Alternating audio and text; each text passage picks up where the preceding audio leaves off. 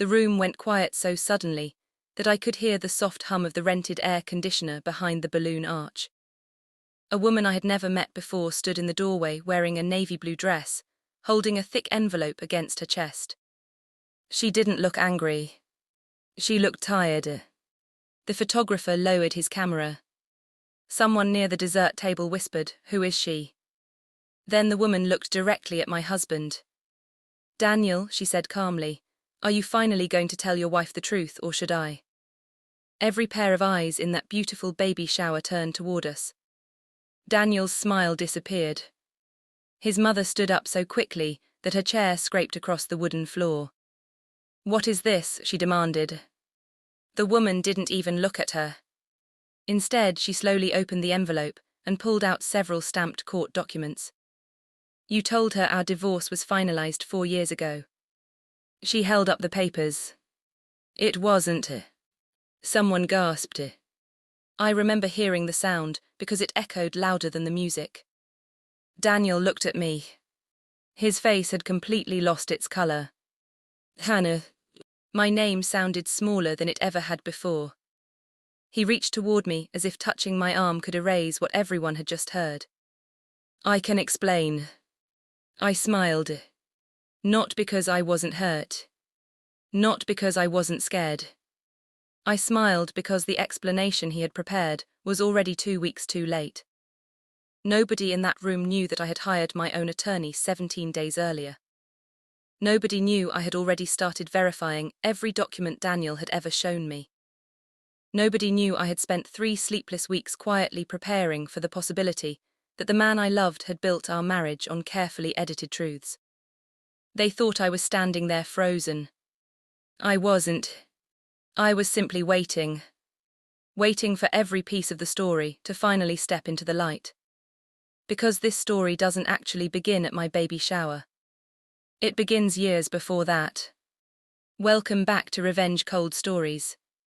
Drop your first name and your city in the comments and subscribe before we go any further. My name is Hannah Brooks.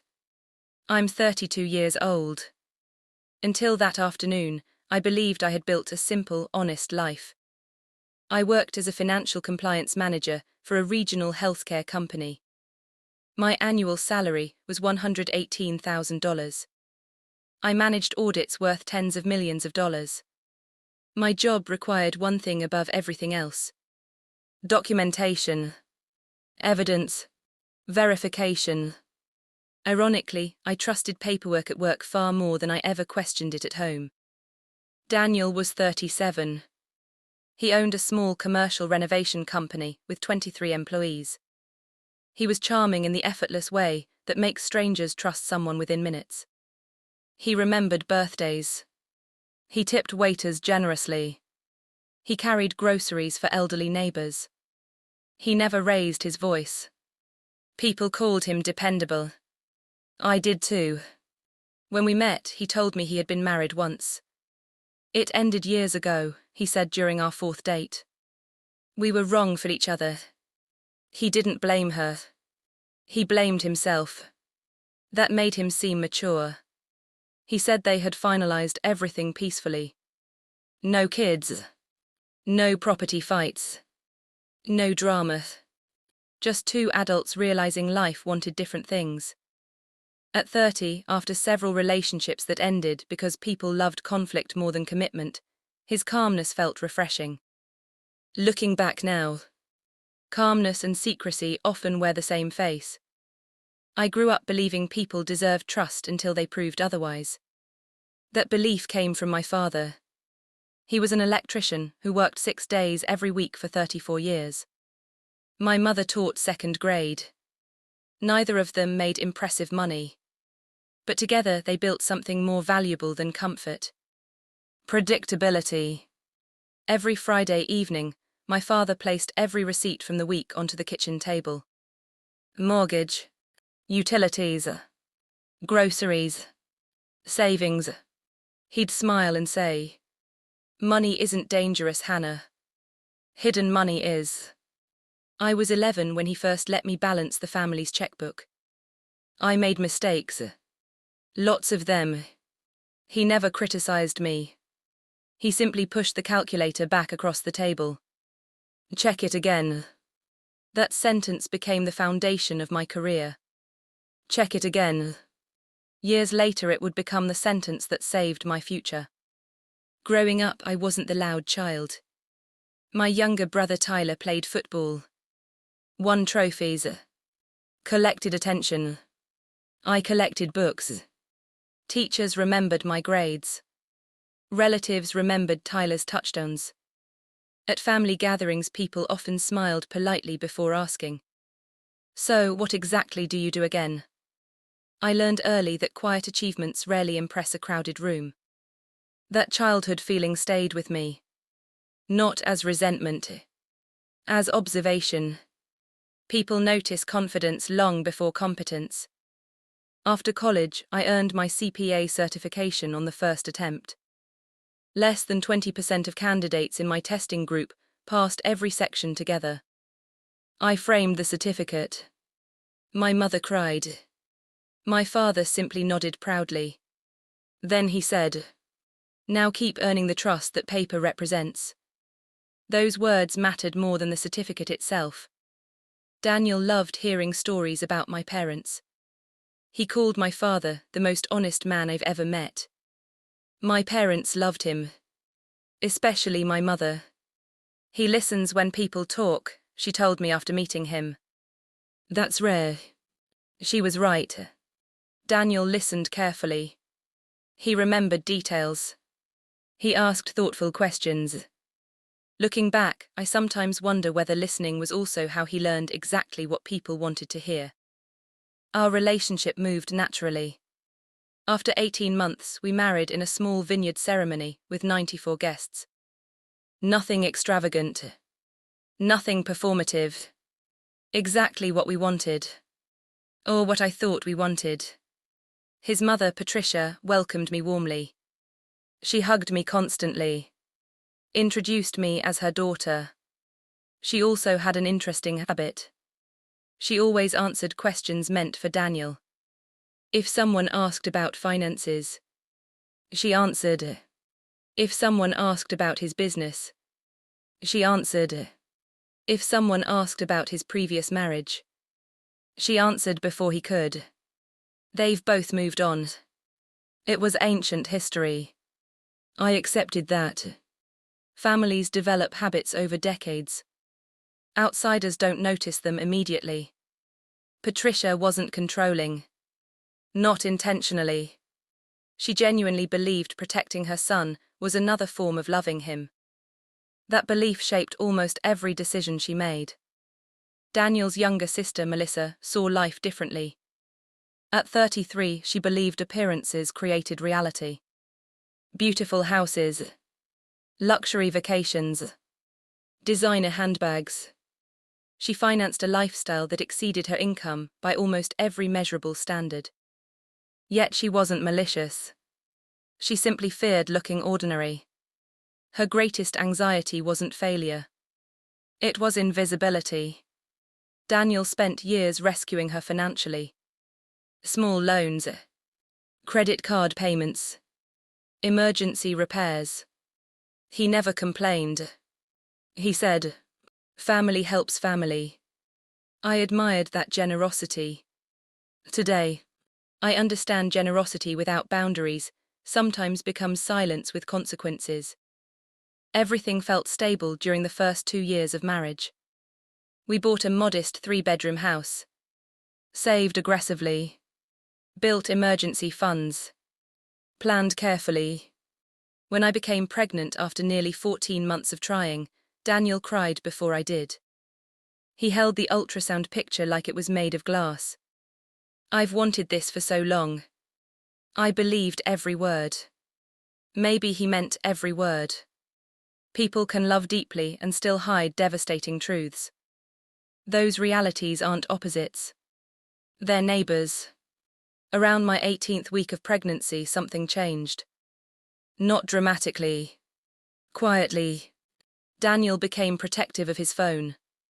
He started stepping outside to answer calls. He blamed difficult contractors. Late invoices. Insurance disputes. Reasonable explanations. I believed them. One Thursday evening, I noticed a certified letter on the kitchen counter. It was addressed only to Daniel. Before I could hand it to him, he quickly slipped it into his briefcase. What was that? Nothing important. What kind of certified mail isn't important? He smiled. Business paperwork. Simple. Confident. Finished. I almost asked another question. Almost. Instead, I remembered something my father used to say. When someone answers too quickly, or check it again. I didn't investigate immediately. Marriage requires trust. Not surveillance. But tiny moments accumulate. Like drops filling a bucket. A week later, another certified envelope arrived. Then another. Each disappeared before dinner. Daniel became increasingly distracted. Not distant emotionally. Just mentally somewhere else. At night, he'd stare toward the ceiling after thinking I had fallen asleep. I asked if business was struggling. He kissed my forehead. We're fine. We're really fine. Sometimes reassurance arrives too often because it's trying to outrun the truth. One afternoon during lunch, my office receptionist transferred a phone call. The woman asked politely, "May I speak with Mrs. Hannah Brooks regarding Daniel Brooks?" My stomach tightened immediately. "This is Hannah." There was a short pause. "I'm sorry. I believe I have the wrong number." She hung up. No explanation. No follow-up. Nothing. I stared at my phone for almost 5 minutes. That evening I told Daniel. He frowned. Probably spam. Maybe. Maybe not. That weekend I visited my parents alone because Daniel claimed he had an emergency project inspection. My father noticed I seemed distracted. He didn't ask immediately. He waited until we finished washing dishes together. "You keep looking at your phones." I laughed awkwardly. "Do I?" He nodded. "Is something wrong?" I almost answered no. Instead, I said something much more honest. "I don't know." He dried one plate carefully before speaking. "Not knowing is uncomfortable. But pretending you know. It is expensive." Those words stayed with me all the way home. 3 days later, I quietly scheduled a consultation with a family attorney. Not because I wanted a divorce. Because I wanted clarity. I told myself it was simply precaution. One meeting. One professional opinion. One quiet verification. I had no idea that decision would completely change everything. The attorney's office occupied the 7th floor of an old brick building downtown. It wasn't impressive. No marble lobby. No expensive artwork. Just clean walls, quiet hallways, and people who looked like they had spent years solving problems instead of talking about them. Her name was Rebecca Lawson. 48 years old. 24 years practicing family law. She shook my hand once, looked directly at me and waited. She didn't rush to fill the silence. People who spend decades listening learn that silence usually tells the truth before words do. "What brings you here today?" she finally asked. I took a deep breath. "I don't even know if I'm in the right place." She smiled gently. "Most people don't. I don't have proof that anything is wrong. I stopped. She waited. "I feel like something doesn't make sense anymore." Rebecca nodded. "Then let's begin with facts. Not emotions. Not assumptions. Facts." That sounded familiar. Almost like sitting beside my father at the kitchen table 20 years earlier. "Check it again." I explained everything. Daniel's previous marriage. The certified letters. The phone calls. The sudden secrecy. His business. Our home. My pregnancy. She interrupted only twice. To clarify dates. To write exact numbers.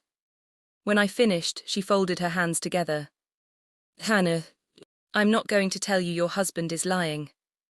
I'm also not going to tell you he's telling the truth. My job is to help clients replace uncertainty with evidence.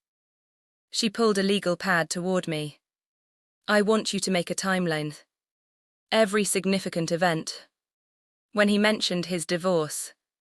When you got married. When the certified letters started. When behaviors changed. Small details matter. People think investigations begin with dramatic discoveries. They don't. They begin with organized information. Before I left, Rebecca asked one more question. Have you personally ever seen the final divorce decree? I blinked. No. I've only seen copies he showed me years ago. She nodded once. Copies can be useful. Certified originals are better. I drove home feeling strangely calmer. Not because I had answers. Because I finally had a process. That evening Daniel cooked dinner. Grilled salmon. Roasted vegetables. He rubbed my shoulders while asking about the baby's latest kick. Nothing about him looked guilty. That's what unsettled me. If he were obviously dishonest, this would have been easier. Instead, he looked exactly like the man I'd fallen in love with. Real life rarely separates heroes and villains cleanly. Sometimes it separates honesty from fear. Over the next week, I quietly followed Rebecca's advice. I built a timeline. Date by date. Receipt by receipt. Photo by photo. I even found our wedding album. As I flipped through it, something caught my attention. Daniel looked happy. Genuinely happy. But in several photographs taken just before the ceremony, his expression was different. Not nervous. Watching. Almost as though he expected someone to arrive. At the time I had assumed every groom looked anxious. Now I wasn't so sure. A few days later Rebecca called. I've requested public court records. That can take a little time. Don't confront him yet. Those last 3 words echoed in my mind. Don't confront him yet. Waiting felt impossible. Especially while carrying our first child. But I trusted her. At work I buried myself in quarterly compliance reviews. 3 hospitals. 16 financial audits. More than 12,000 transactions. Every discrepancy had documentation. Every explanation required proof. One afternoon my colleague Mark laughed while looking at a spreadsheet. People always think numbers lie. They don't. People do. Normally I would have laughed. This time I simply stared at my monitor. That sentence followed me home. Daniel had become unusually affectionate. Flowers. Breakfast in bed. Little handwritten notes. Months earlier those gestures would have melted my heart. Now they confused me. Was he trying to make me happy? Or ease his own conscience? I hated myself for even thinking that. Pregnancy already fills your mind with enough emotions. Suspicion adds another layer entirely. 2 Fridays later Rebecca called again. Hannah, I received something. Her tone wasn't dramatic. Professional. Controlled. Can you come in today? I left work early. The drive felt longer than usual. Rebecca already had a folder waiting on her desk. She slid one document toward me. This is the official court docket. I scanned the page. My eyes stopped on one line. Marriage dissolution. Status. Pending. Pending. Not finalized. I looked back at her. There must be a mistake. I wish there were. She slid another document toward me. Then another. Then another. Court continuances. Missed filings. Administrative delays. Several years' worth. The divorce case existed, but it had never officially ended. I stared at the paperwork until the words blurred together. No. He showed me documents. He said. Rebecca spoke softly. He may have believed it would eventually be finalized. He may have intentionally misrepresented it. We don't know yet. But legally. She paused carefully. He was still married. I couldn't breathe for several seconds. Not because I was angry. Because my entire marriage suddenly felt uncertain. What does that mean for us? It means we move carefully. We verify everything. We protect you and your child. She explained legal possibilities. None were simple. Depending on timelines, jurisdiction, court findings, intent, property, marriage validity. Each sentence made the room feel smaller. Before leaving, Rebecca handed me a business card. Keep this private. If anything unexpected happens, call me before making emotional decisions. I nodded silently. Outside, rain had started falling. I sat inside my car for almost 40 minutes without turning the engine on. People walked past holding umbrellas. Everyone seemed to know where they were going. I suddenly wasn't sure where my own life was headed. When I arrived home, Daniel was assembling the baby's crib. He looked up and smiled. Perfect timing. I need help figuring out these instructions. I stood there watching him. His sleeves rolled up. Tiny screws scattered across the floor. The nursery painted pale green. It looked like a family. It felt like a family. Yet somewhere inside all of it, a legal truth remained unresolved. He noticed my expression. You okay? Just tired. He walked over and kissed my forehead. You've been working too hard. Maybe. Or maybe I had been trusting too easily. That night I barely slept. Around 2 a.m, I heard Daniel quietly leave the bedroom. 5 minutes later I followed. He was sitting alone in the backyard, looking at his phone. His shoulders looked heavier than I'd ever seen them. For a brief moment I almost walked outside. Almost told him everything I knew. Almost asked him one direct question. Instead I watched through the kitchen window. He covered his face with both hands. Then whispered something I couldn't hear. When he came back inside 20 minutes later, he smiled at me as though nothing had happened. The next morning his mother, Patricia, invited herself over. She carried baby blankets she'd been knitting. As always, she filled the house with cheerful conversation. Halfway through lunch, she casually mentioned something strange. I'm so glad all that mess from Daniel's first marriage is ancient history. I looked at her carefully. When was the divorce finalized? She answered immediately. Though, I don't remember exactly. Years ago. Then she changed the subject. Too quickly. Maybe she genuinely couldn't remember. Maybe she remembered too well.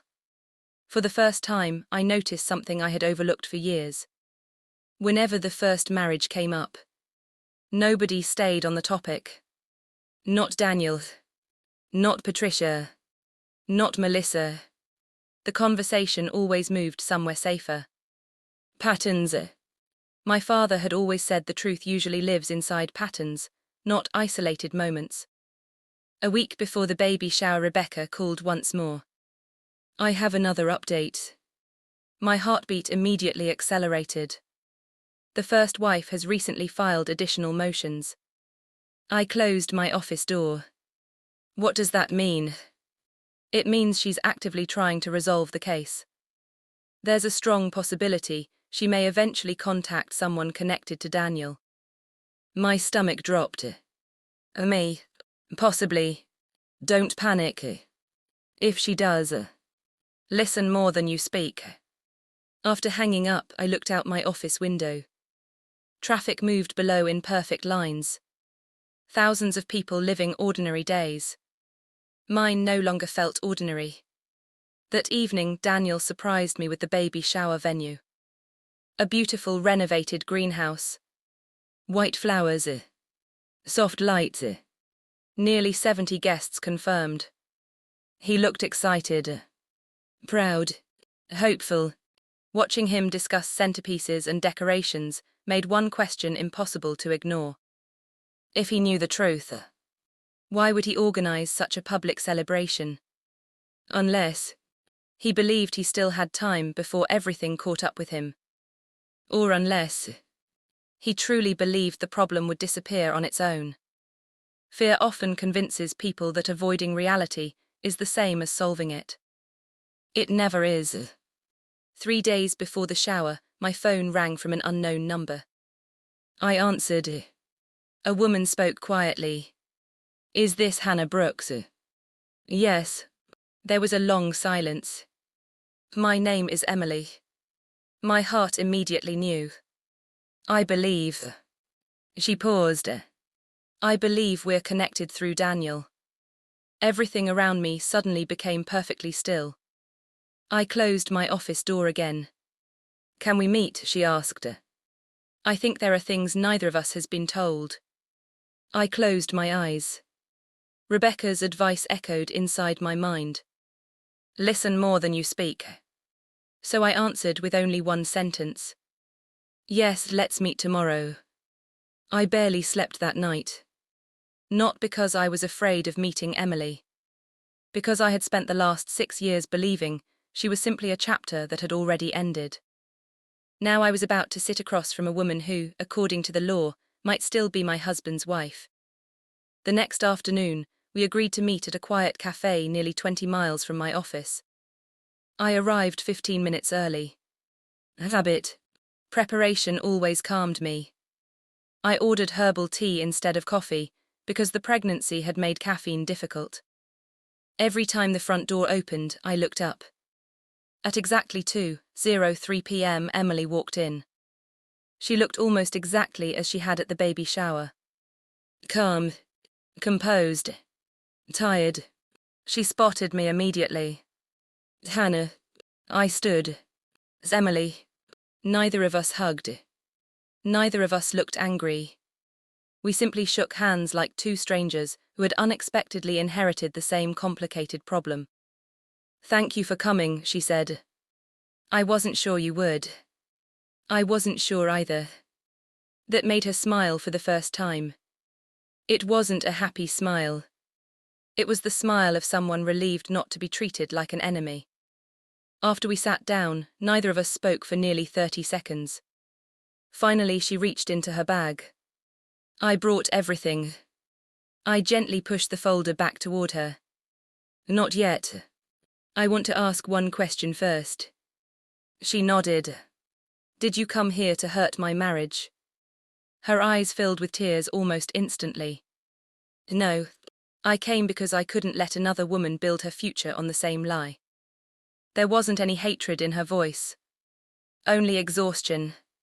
That answer mattered. People who come seeking revenge usually begin with accusations. Emily began with honesty. She slowly opened the folder. Inside were court filings, certified letters, emails, payment receipts. Every page was organized chronologically. I noticed something immediately. Someone else appreciated documentation as much as I did. She pointed to the earliest document. "We married 11 years ago." She showed me the marriage certificate.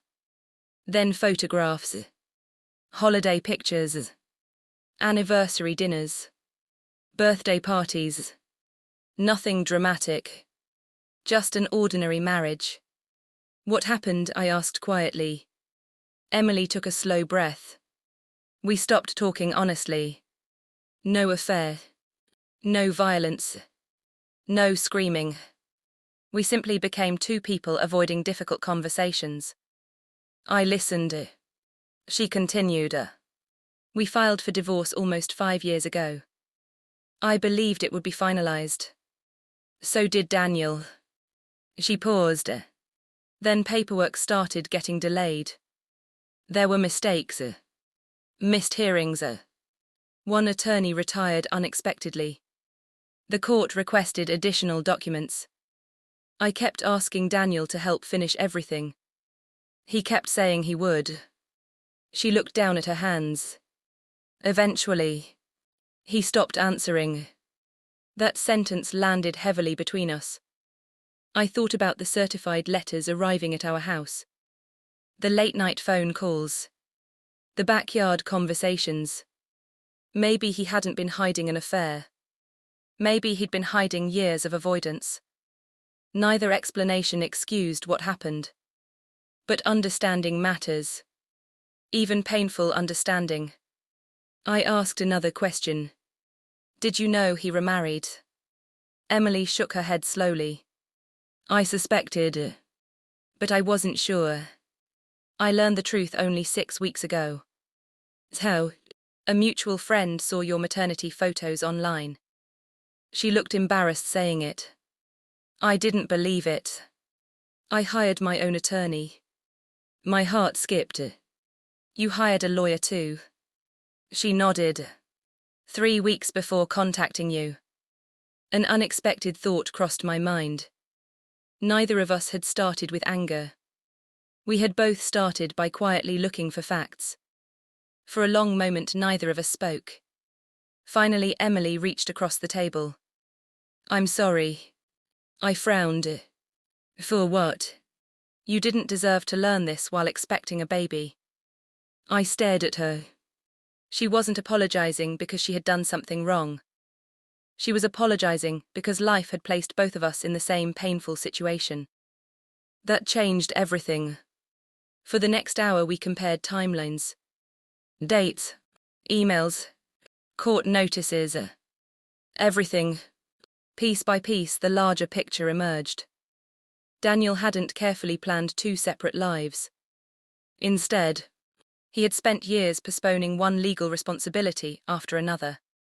Every delay created another lie. Every lie required another delay.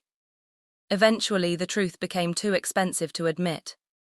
Fear had become a system. Exactly the kind my father used to warn me about. Before leaving, Emily closed the folder. I don't hate him. I looked surprised.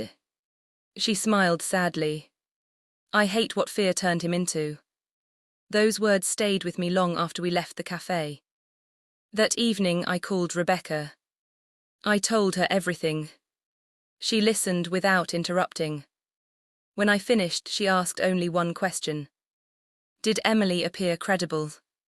Yes, I believe so. Rebecca answered immediately. Good, because credibility matters. Then she said something unexpected. I'd like to speak with her attorney. Within 48 hours, both lawyers had exchanged documents. Neither side argued. Neither side threatened lawsuits. Both simply wanted the same thing. In fact, I kept living normally. At least on the outside. Daniel noticed nothing unusual. We finished decorating the nursery. We attended childbirth classes. We argued over baby names. Some evenings I caught myself laughing at his jokes. That confused me more than anything.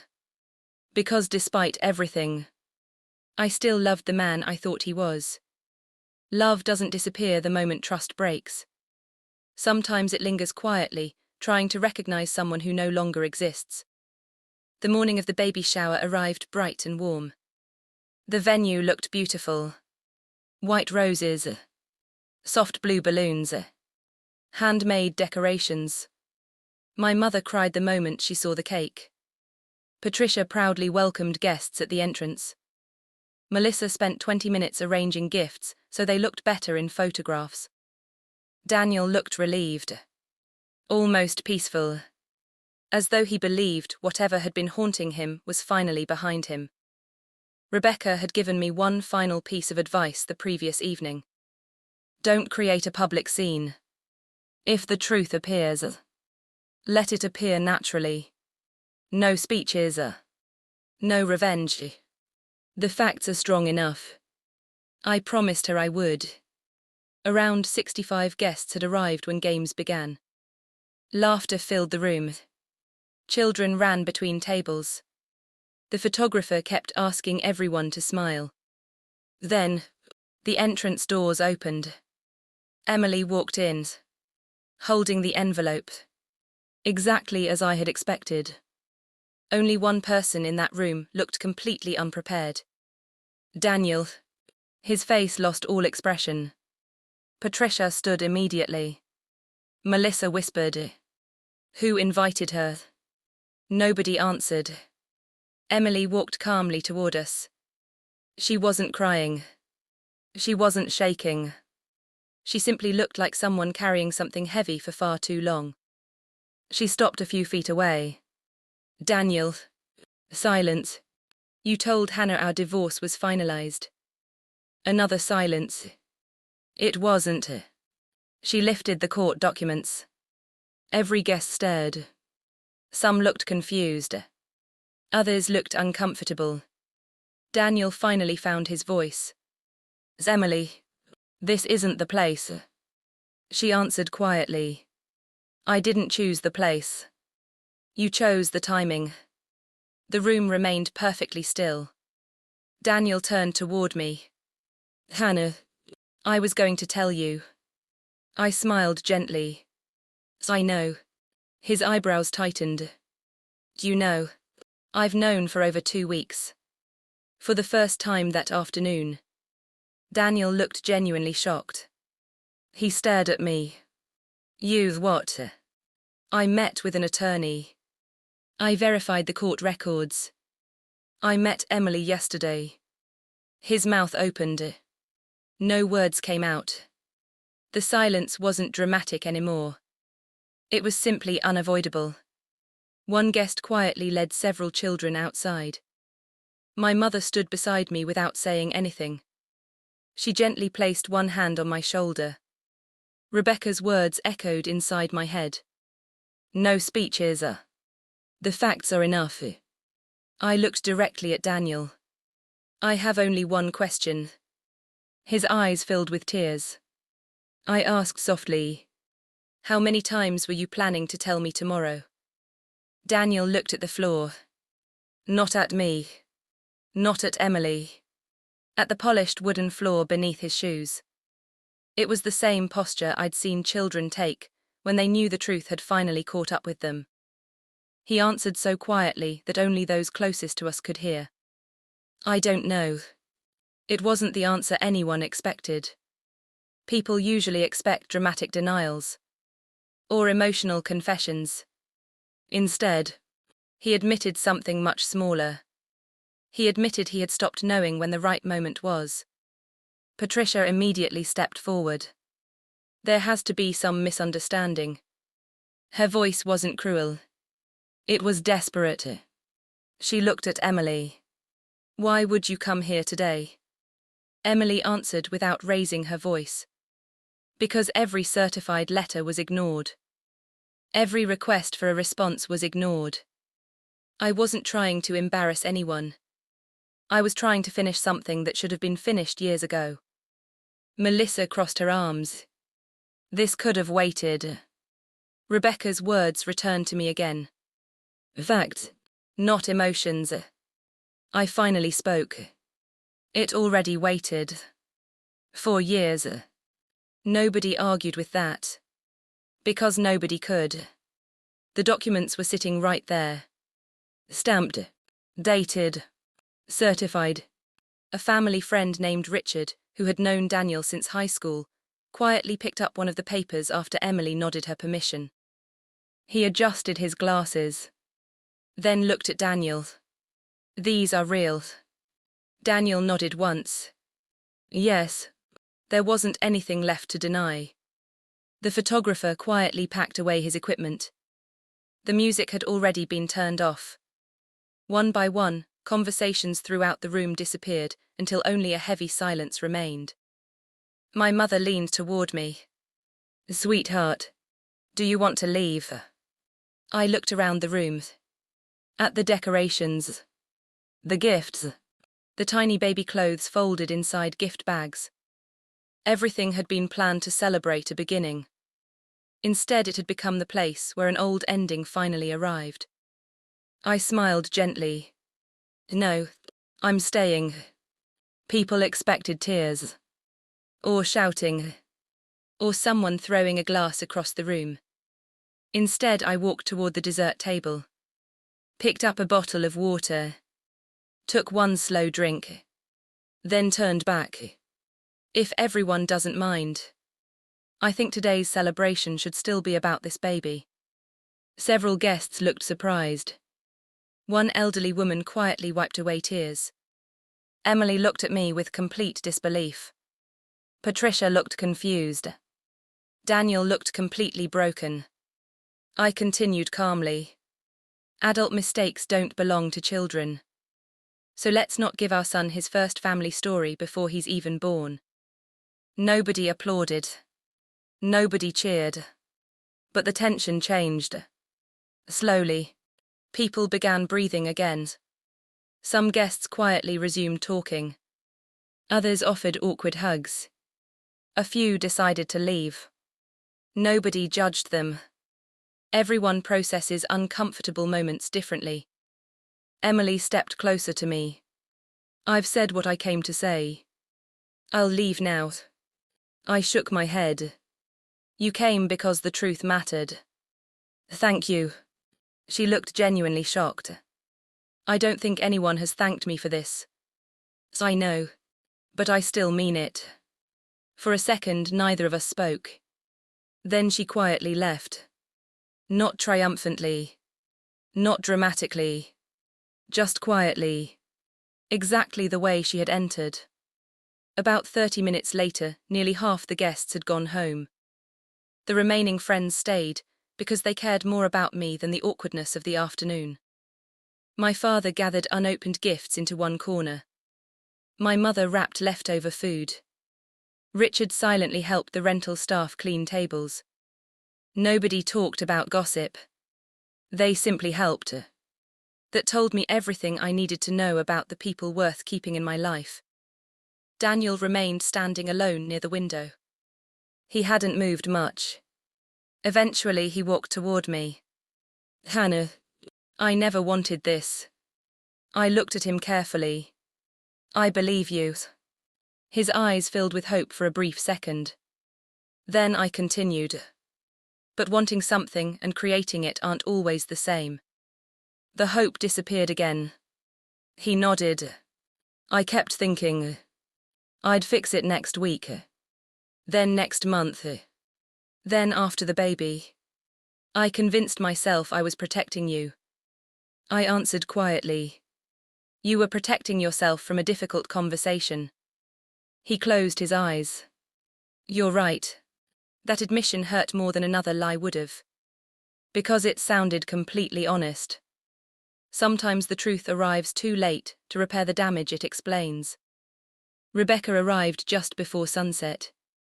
She hadn't come as my attorney. She came because I'd asked her to stop by after the event.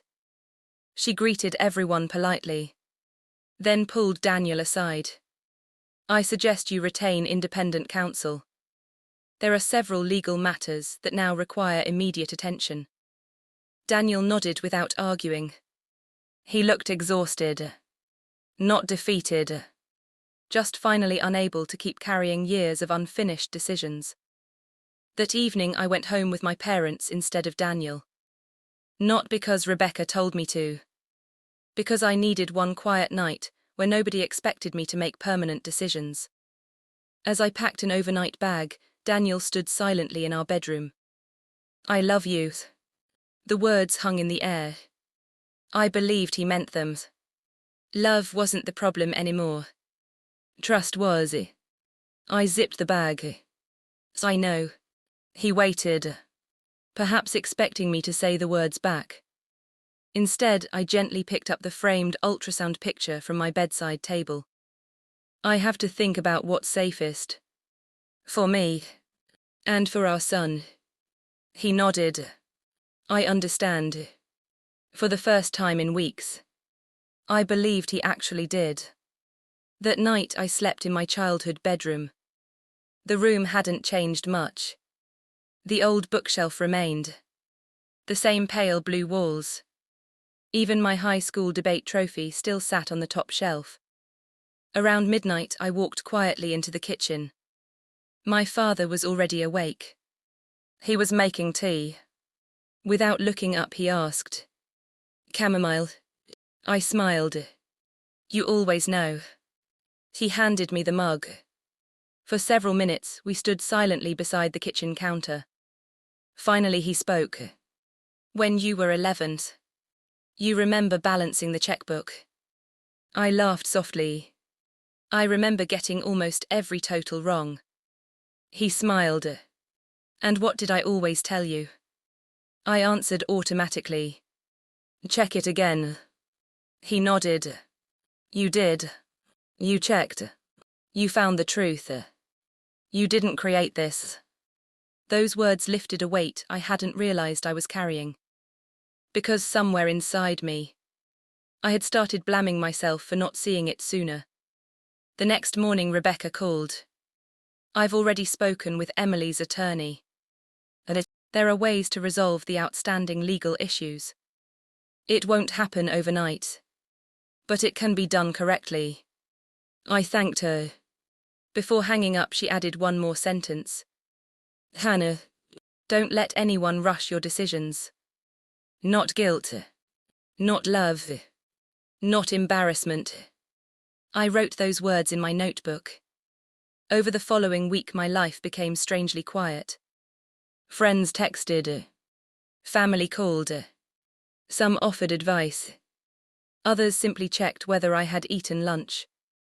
Daniel sent one message every evening. Never demanding. Never defensive. Just updates. I met an attorney. I signed the required documents. I attended the court hearing. I've begun correcting everything I should have corrected years ago. I read every message. I answered very few. Not because I wanted to punish him. Because actions needed tea. Third, the next 6 weeks passed more slowly than any period I could remember. Not because every day was dramatic. Because every day required another decision. Another document. Another conversation. Another reminder that rebuilding trust is much harder than breaking it. Rebecca insisted that every communication related to the legal case happen through attorneys whenever possible. "It protects everyone," she said. "Especially when emotions are changing from one hour to the next." She was right. Without lawyers involved, every conversation would have become a debate about memories. With lawyers involved, conversations stayed centered on facts. Daniel attended every required hearing. He stopped asking people to give him a little more time. For the first time in years. He actually met every deadline. Emily did the same. Watching the court process from a distance taught me something unexpected. Neither attorney tried to destroy the other side. Both were simply trying to untangle years of unfinished paperwork. Sometimes justice looks less like a dramatic courtroom speech, and more like hundreds of pages being signed correctly. 3 weeks later, I met Daniel for coffee. Public place. Middle of the afternoon. Rebecca thought it was reasonable. I arrived first. He walked in wearing the same navy jacket he had worn on our first anniversary. It suddenly looked older. Or maybe he did. He sat down quietly. "Thank you for meeting me." I nodded. "You said you wanted to apologize." "I do." For almost a minute he didn't speak. He simply looked at his hands. Then he began. "I've replayed everything. The lies. The delays. The excuses. I kept telling myself I wasn't lying. I told myself I was just waiting until everything was fixed." He laughed bitterly. "But every week I waited. I had to hide another week. And then another. I wasn't protecting you. I was protecting the version of myself I wanted everyone to believe." I listened without interrupting. He wasn't asking for sympathy. He was finally describing the system he had built around himself. Fear, delay, silence, repeat. I thought if I solved the legal problem first, I'd never have to admit I'd caused it. He looked directly at me. But the legal problem became smaller than the dishonesty. I nodded slowly. Yes. That one word seemed to hurt him more than anything else. I don't expect forgiveness. I don't expect another chance. I just wanted you to hear the truth from me. I looked out the cafe window for several seconds. Then I answered honestly. I believe this is the first conversation we've had in months where you haven't hidden something. His eyes filled with tears. I know. We didn't hug when we left. We simply walked in opposite directions. Sometimes respect survives even when a relationship doesn't. A month later, our son arrived. Labor lasted almost 14 hours. Nothing in my life had ever felt longer. My mother stayed beside me. Rebecca even texted good wishes that morning. Daniel was there too. Not standing at the center of the room. Not trying to prove anything. He simply held my hand whenever I allowed him to. When our son finally cried for the first time, every complicated legal issue disappeared for one beautiful minute. There was only a tiny human being entering the world. We named him Ethan. Strong, steady, names carry hope. I wanted his too. The weeks after Ethan's birth were exhausting. Feeding every few hours. Almost no sleep. Tiny victories. Tiny worries. In the middle of that chaos, the legal process quietly continued. Then one afternoon Rebecca called. It's finished. I knew immediately what she meant. The divorce. Yes. The court entered the final order this morning. I closed my eyes. Not out of happiness. Out of relief. A chapter that should have ended years earlier had finally ended properly. There was no celebration. No victory. Just closure. A few days later Daniel asked if we could meet one last time to discuss the future. We met at a park. Ethan slept peacefully in his stroller. Daniel smiled at him for a long time before speaking. I'll always be his father. Yes, I'll always support him. I know. He took a deep breath. I also know I may never again be your husband. The sentence sounded painfully calm.